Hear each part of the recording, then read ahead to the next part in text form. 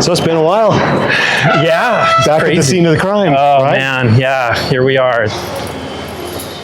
Was it interim or was it during? It was during the session. It was regular session. Yeah, it was March 1st. We were talking about the vaccine mandate bill.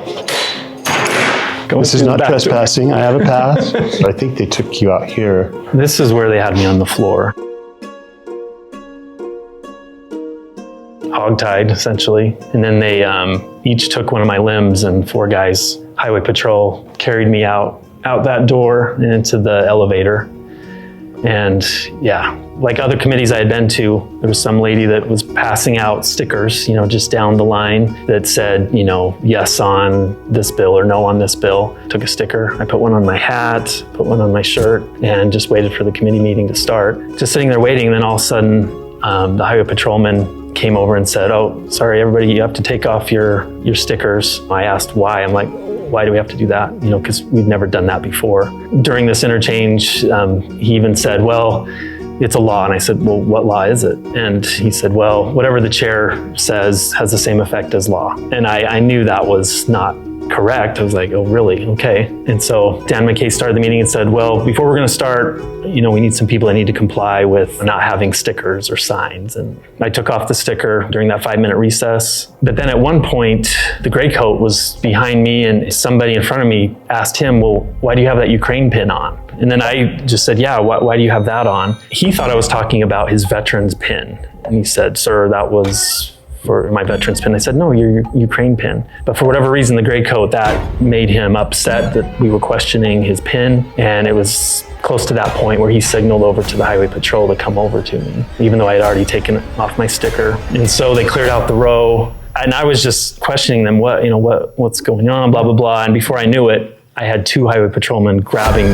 my arms, and they literally drug me down the aisle, and the rest of it was kind of a blur at that point. And the whole point, I was thinking, is this really happening?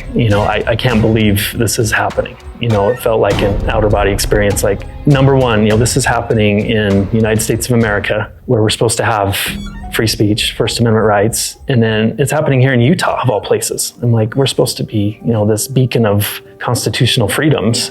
And so grateful that Phil, you happened to be in the building, because our friend Stephanie, she was filming while this was happening. The room right below us. Yeah. I got a text saying they just hauled Mike Brown off, and I just stood up and walked out of the committee meeting and came right out into the foyer there.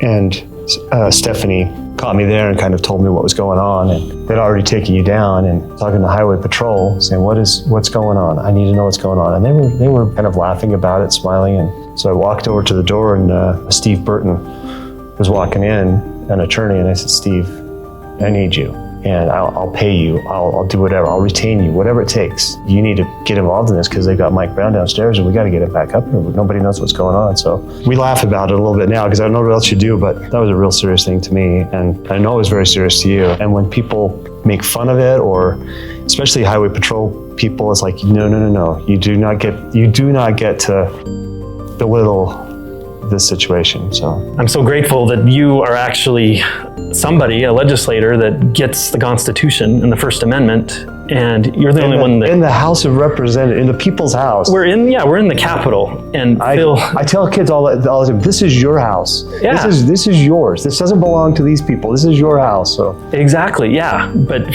you're the only legislator that came to my defense, and after that has stood up for what should be a no-brainer First Amendment right. The whole environment at the time was pretty important to stand up. Well, I'm grateful you, as a legislator who represents the people and our rights, that you actually stood up. If more people would do it, it makes the job easier. So exactly. Yep. Good job. All right. Thanks, Phil.